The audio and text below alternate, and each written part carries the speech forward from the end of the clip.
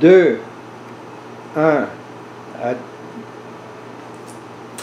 Bonsoir tout le monde, encore nous sommes de retour ce mercredi soir pour notre réunion de la semaine au Québec, dans la région de Montréal, au Canada. Donc, ça fait réellement un plaisir de vous recevoir chez notre sœur Francine cette fois-ci. Comme vous voyez, on se déplace de maison en maison, comme les disciples faisaient au premier siècle. Notre travail consiste à prêcher la parole de Dieu chez les gens, et je pense que c'est important que les gens puissent recevoir cette parole chez eux, dans le confort de leur foyer. Vous savez, on est toujours dans l'étude de l'obéissance, la clé pour recevoir les promesses, et cette fois-ci, c'est la partie 4 de cette étude. Et ce soir, je vais vous parler d'un nouveau départ, une nouvelle attitude. Si on veut vraiment avoir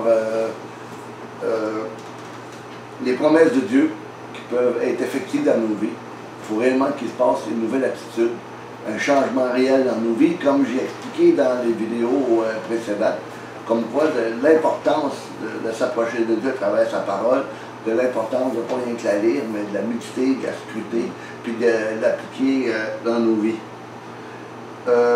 Et cette approche que je veux utiliser avec vous ce soir, c'est cette approche que la Bible parle de la nouvelle naissance et qui est un nouveau départ que Dieu nous accorde. Vous savez, trop souvent, la manière que la nouvelle naissance est prêchée dans nos assemblées, c'est que tu acceptes Jésus dans ton cœur, tu t'es repenti, tu es né de nouveau et tu es en route vers le ciel.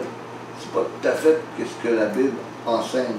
Parce que la Bible enseigne d'une façon clairement le chemin étroit et qu'il faut marcher sur ce chemin étroit-là. Et puis il faut fixer les yeux sur Jésus, qui est le rémunérateur de ceux qui le cherchent. Il faut réellement le chercher au plus profond de notre cœur. Dans Colossiens chapitre 3, versets 1 et 2, il dit « Si donc vous êtes ressuscités avec Christ », on voit ici, c'est réellement inconditionnel. Si donc vous êtes ressuscités, cherchez les choses qui sont en haut, où Christ est assis à la droite de Dieu. Affectionnez-vous aux choses d'en haut et non à celles qui sont sur la terre. On doit réellement avoir les yeux fixés sur Jésus. On ne peut pas avoir les yeux fixés dans les choses de ce monde, puis aller de temps en temps nous abreuver à la source d'eau vive.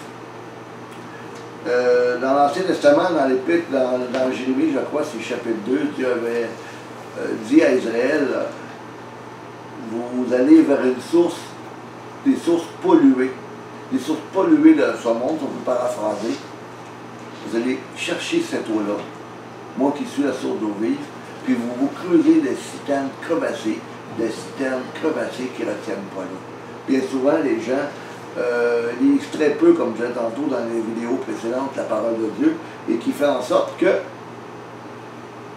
leur vie chrétienne ne correspond pas à ce que la Bible dit.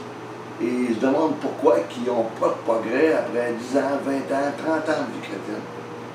Donc, la Bible est formelle là-dessus, c'est que si on est réellement ressuscité avec Christ, c'est qu'on a un nouveau départ, on a un nouveau changement, on a une nouvelle attitude, on a un nouveau cœur. Souvenez-vous, dans le prophète Ézéchiel 36-26, je vous donnerai un cœur nouveau, je mettrai en vous un esprit nouveau. J'enlèverai de votre cœur le cœur de pierre, je mettrai un cœur de chair, je mettrai mon esprit en vous, et je ferai en sorte que vous pratiquiez mes lois et mes ordonnances. Cet esprit en nous, c'est Christ en nous, l'espérance de la gloire. Hein? C'est lui le véritable esprit, le véritable sauveur qui a ce cœur de chair. Le cœur de chair, on l'a vu quand Jésus a marché ici-bas. C'était quelqu'un qui avait le désir au plus profond de lui-même d'obéir à son Père. Puis on voit très bien tout ce que le Père, tout ce que je demande au Père, le Père me le donne, parce que tout ce que je fais lui est agréable. Et la Bible nous enseigne qu'on doit marcher sur ce chemin étroit-là. La Bible dit dans 1 Jean 2,6, vous êtes de Christ, donc vous appartenez à Jésus, si vous marchez comme Christ a marché. Dans Luc 11, 1 à 3, la parole de Dieu dit ceci, et comme il est en prière dans un certain lieu, il arriva, après qu'il eut cessé que quelqu'un de ses disciples lui dit, « Seigneur, enseigne-nous à prier, comme aussi Jean l'a enseigné à ses disciples. » Il leur dit, « Quand vous priez, dites, Père, que ton nom soit sanctifié, que ton règne vienne. Donne-nous chaque jour le pain qu'il nous faut, et remets-nous nos péchés, car nous-mêmes aussi nous remettons à tous ceux qui nous doivent, et ne nous induis pas en tentation. » On voit que c'est une autre formule du Notre Père. Et on voit la première chose que Jésus dit, que ton nom soit sanctifié. Ça vient toujours le mot saint, la mise à part. Être sanctifié, ça veut dire aussi être, comme on va voir, être honoré, être célébré, être révéré, avoir de la révérence devant Dieu. On ne peut pas s'approcher de Dieu comme un ami. Dieu est saint. Dieu n'est pas notre chum. Il n'est pas notre ami, Dieu. Il est notre sauveur. Il est le véritable sauveur. C'est sûr que Jésus, il dit, vous êtes mes amis si vous faites ce que je vous commande. Mais jamais on peut s'approcher d'un Dieu qui est saint comme un ami en disant, mais je vais faire ce que je veux. Je vais m'approcher de lui comme ça me tente. Non, il faut s'approcher avec honneur, d'avoir le goût de le célébrer, d'avoir le goût de s'approcher de lui avec révérence, avec respect. Parce que c'est un Dieu qui mérite le respect. La Bible dit très bien que c'est Dieu qui s'est fait chair. C'est lui qui s'est manifesté parmi nous. C'est lui qui a donné sa vie afin que nous puissions avoir cette espérance nouvelle que nous avons en Jésus-Christ. Amen. La Bible nous enseigne que le royaume de Dieu, c'est pas le manger et le boire, mais la justice, la paix, la joie par le Saint-Esprit. Vous savez, il y a des gens aujourd'hui qui, on regarde des vidéos dans certaines choses, de certaines vedettes, ils paraissent heureuses, puis dans le fond, ils sont hyper malheureux. Ils sont hyper malheureux, ces vedettes-là, en général. Même les gens, combien il y a de gens qui se sont enlevés la vie, pourtant c'était des gens qui étaient multimillionnaires. Ouais. La richesse amène à rien. Carrément rien.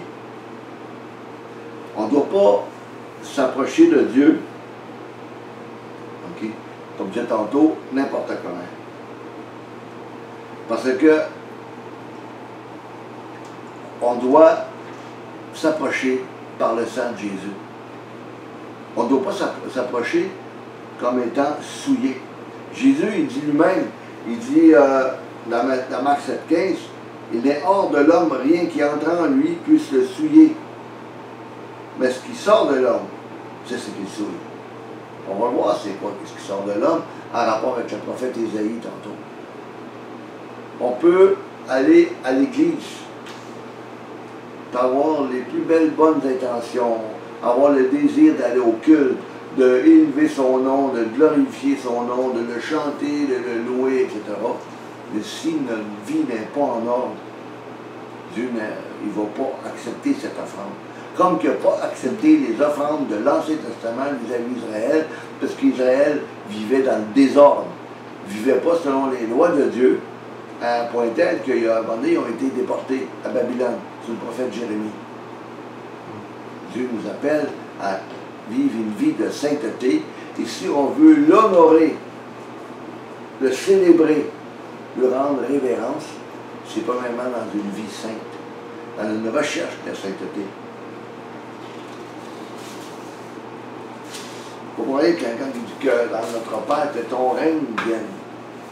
Parce que le règne de Jésus, il vient, il va venir comme un roi. Et il vient régner sur notre vie. Puis Dieu, il veut qu'on soit fidèle dans ça. Si on le cherche réellement de tout notre cœur, on va agir avec révérence dans chaque jour de notre vie. On va réaliser qu'on marche sous le regard de Dieu. On va avoir le désir de marcher dans la sainteté. Dans Jérémie 23,5, il dit, « Voici les jours viennent, dit l'Éternel, où je susciterai à David un germe juste. Il régnera en roi et prospérera et exercera le jugement et la justice dans le pays. » On voit très bien ici que ça parle du Messie. On parle du retour quand Jésus va revenir, le millénium. ces choses-là. Et si on est appelé à gérer les villes, on doit d'abord être fidèle ici, dans notre engagement avec lui de le suivre. Parce que si on n'est pas fidèle dans les petites choses que Dieu nous demande de tous les jours, quand il ne nous confiera pas, les gars. C'est impossible. Dans Isaïe 58, verset 6 à 12, je vais vous le lire si vous permettez. Voici le jeûne auquel, je vais le commenter en même temps, voici le jeûne auquel je prends plaisir. Détache les chaînes de la méchanceté. Vous savez, quand on vient à Christ, il faut réaliser qui nous sommes. Les gens, bien souvent, ils viennent à Jésus parce qu'ils ont des problèmes dans leur vie. Ils peuvent avoir des problèmes de santé, des problèmes avec leurs femmes, leurs enfants, sont au pied du mur, sont découragés, ces choses-là. Mais ce que les gens ne réalisent pas, c'est que le premier problème dans nos vies, c'est pas ça. Ça, c'est simplement la cause. C'est-à-dire, pas la cause, les conséquences du péché. La cause première de tous nos problèmes, c'est notre nature pécheresse. Le péché qui règne dans notre vie. Cette méchanceté qui est innée en nous. Quand ça va bien, vous savez, hein, il y avait un pasteur dernièrement, j'écoutais une vidéo, puis il disait qu'il y avait beaucoup de chrétiens, des fois, qui abandonnaient leur assemblée. Puis une des premières choses, c'est que bien souvent, ils sont déçus. Quand ils arrivent dans une assemblée, tout le monde m'aime, tout le monde est gentil, etc. Puis, à un moment donné, il arrive quelque chose. Hein, un frère a fait une chose, ou quelqu'un qui n'a pas été content avec lui, puis il a dit des paroles mauvaises, il a eu une mauvaise attitude. Et c'est là qu'on est comme sous un choc.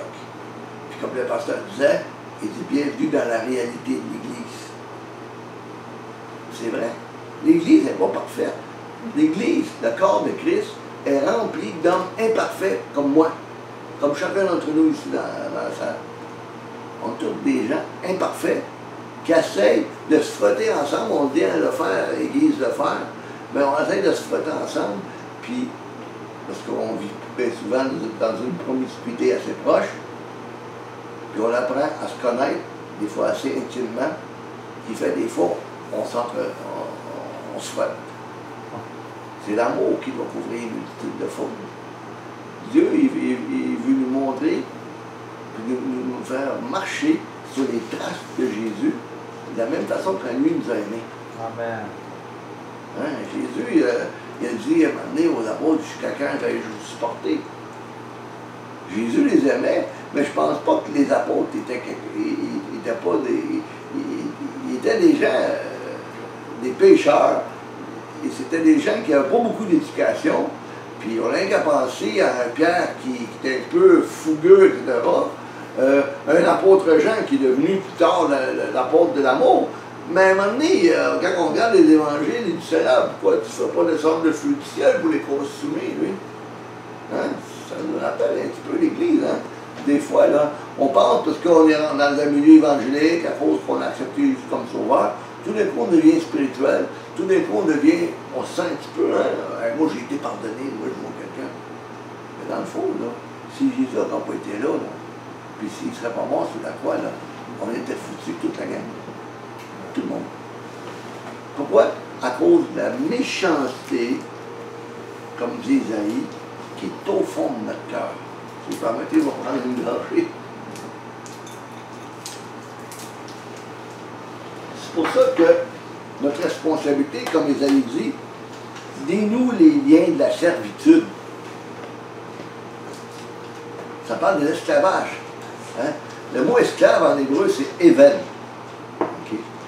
C'est vraiment là, on parle d'esclave. Dénoue les liens de la servitude, renvoie libre les opprimés. C'est ça que Jésus est venu faire. On était opprimés de différentes façons.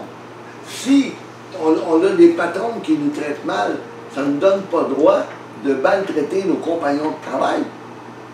Ça ne nous donne pas le droit de rendre la monnaie de la pièce à ces gens-là. On ne peut pas agir d'une façon à l'église le dimanche, mettre notre habit de chrétien le dimanche, puis agir comme des païens, des goïs en hébreu, des païens, quand l'église est finie, le culte est fini. La Bible dit, vous êtes la lumière du monde. Puis on ne prend pas cette lumière-là pour la mettre en dessous d'une table. On la met sous la table afin qu'elle éclaire toutes les nations. Amen. Puis Isaïe dit, et que l'on rompe toute espèce de joug, de fardeau. Mais une fois qu'on entend qu'on met des fardeaux pesants sur les épaules des gens, hein? Pourquoi? Parce que bien souvent, on veut les forcer à rester dans la dénomination qu'on est. Hein, je me souviens quand j'étais jeune chrétien, avec une dénomination baptiste, puis Dieu sait qu'il y en a, puis on citait Hébreux 10:25, ne quittons pas nos assemblées comme c'est la coutume de quelques-uns, mais exhortons-nous réciproquement aussi longtemps que vous voyez s'approcher le jour. Ben, il oubliait le verset le prochain souvent qui disait « Car ne sommes pas de ceux qui se retirent pour se perdre, mais de ceux qu'on a foi pour sauver leurs âmes. » Le contexte était carrément différent, puis pourtant, on nous citait ce verset-là. Ne quittons pas nos assemblées. Pourquoi? Parce qu'on voulait nous mettre un jour.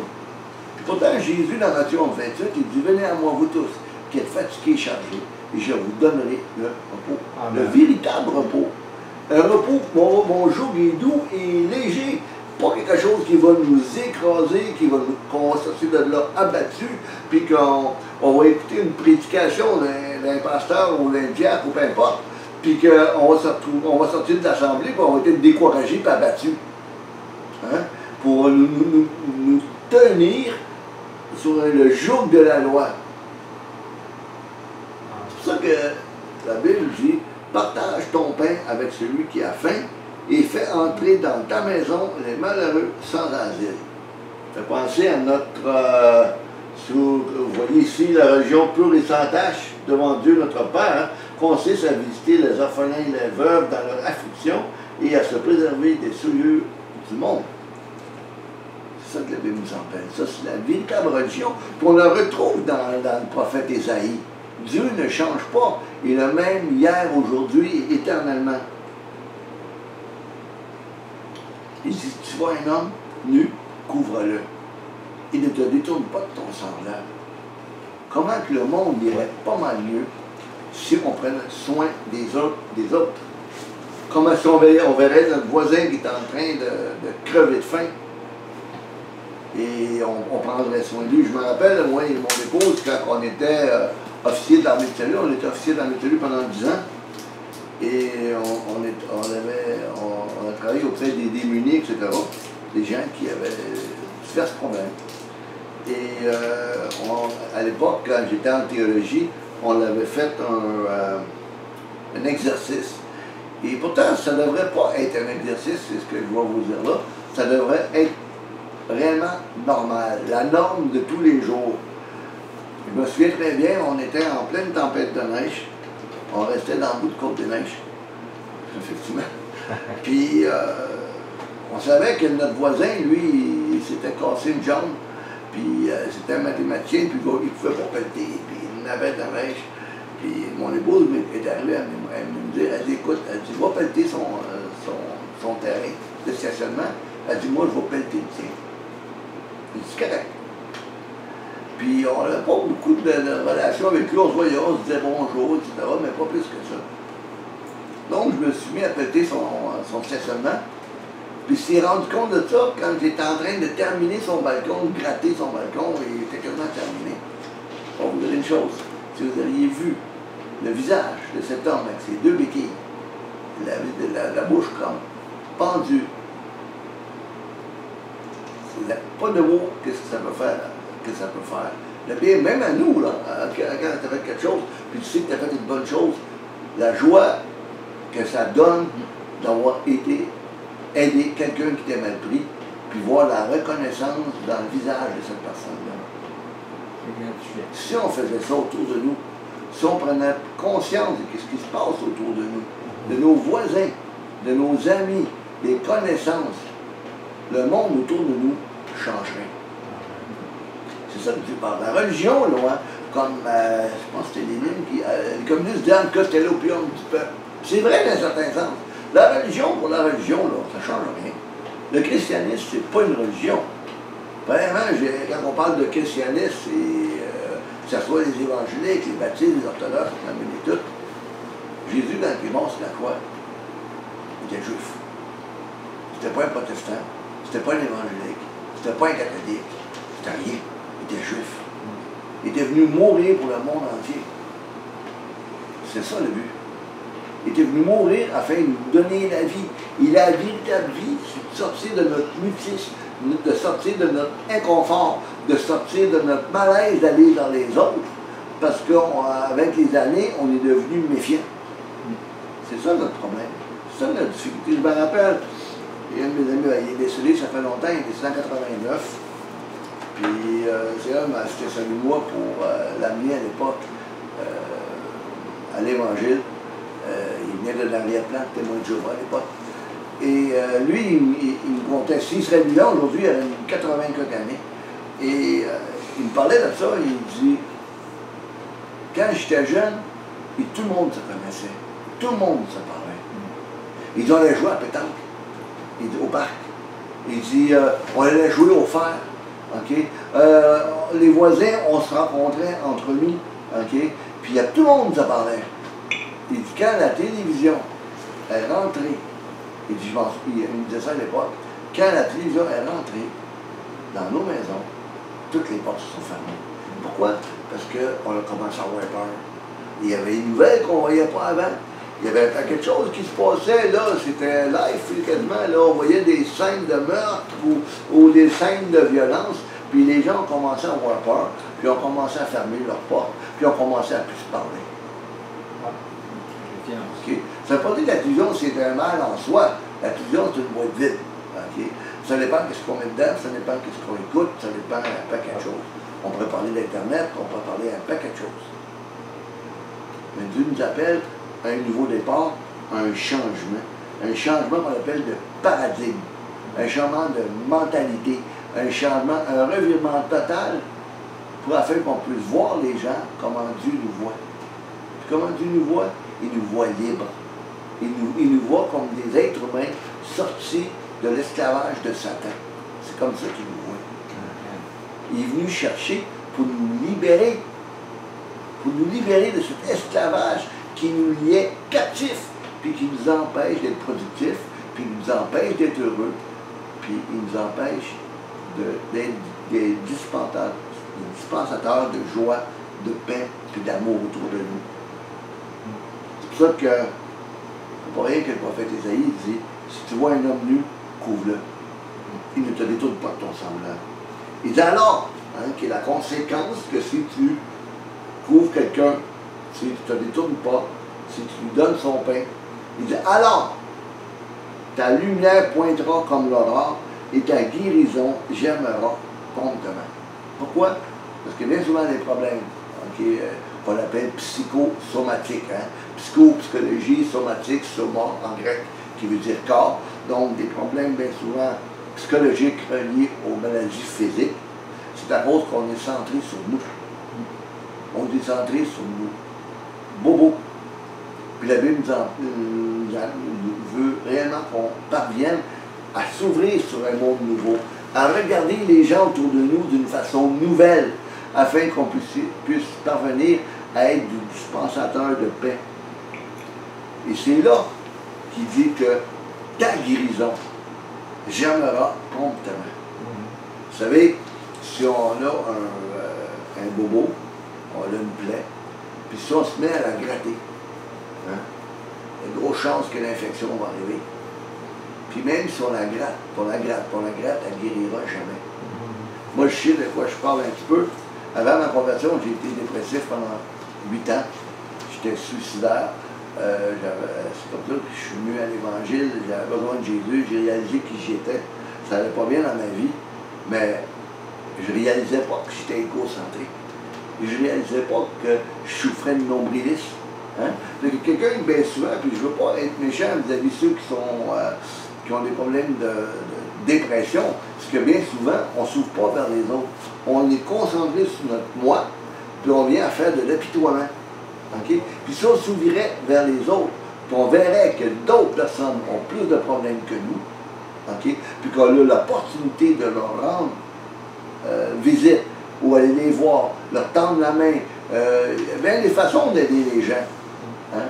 On sortirait de nos problèmes. Pourquoi? Parce qu'on arrêterait de se gratter, on arrêterait de se concentrer sur soi-même, puis on s'ouvrirait vers les autres, comme Jésus a été vers les autres.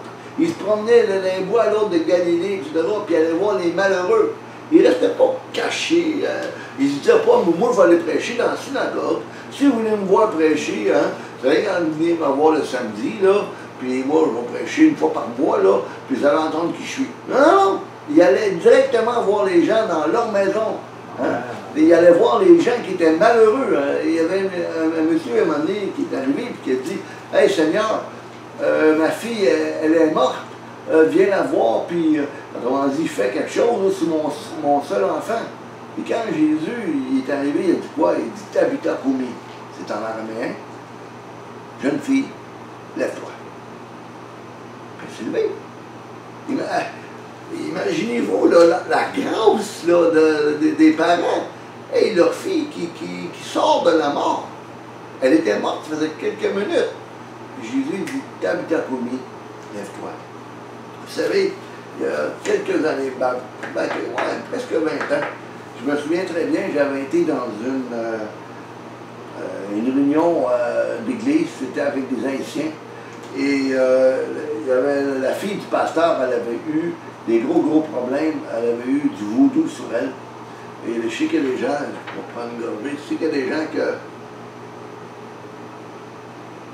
croient peut-être pas à ça, mais la petite fille était muette, depuis la naissance. Et même moi, j'étais estomaqué quand j'ai vu ça. Je savais que la parole de Dieu disait ça. Mais de le voir de vive voix, de le voir se dire réellement, là, puis de l'entendre. Hein? La petite fille, elle avait 11 ans, elle n'avait jamais parlé de sa vie. Et quand il y a eu une séance de délivrance, puis Satan est sorti, il faisait plus des agitations. Et c'était la première fois de sa vie que cette jeune fille-là de 11 ans disait « Papa, maman ». Vous avez vu là, les larmes de ce pasteur-là, d'entendre son enfant dire « Papa, maman ». Elle n'avait jamais dit cela. Et ça les miracles, les délivrances confirment l'authenticité du Nouveau Testament, comme quoi que ce n'est pas du mythe. Je l'ai vu de mes propres yeux, puis il y a d'autres. Convaincu, il y a d'autres personnes qui pourraient rendre des témoignages, des choses extraordinaires qui se sont passées. Jésus est encore vivant. Ouais. Donc, la lumière va pointer. Puis la lumière aussi, elle montre la direction. Voici ce que Dieu peut faire dans ta vie si tu sors de ton isolement. Amen. Puis là, ta guérison, elle va germer. Ta justice, elle va marcher devant toi. Les gens ils vont dire « Hey, c'est lui qui a fait ça à ma fille. » On sait très bien que c'est Jésus, là. Nous, comme humains, on n'a réellement aucun pouvoir. Puis l'Éternel va t'accompagner. On va sentir la présence de Dieu. Pourquoi? Parce qu'on va obéir à sa parole. La présence de Dieu n'a rien à voir avec un sentiment.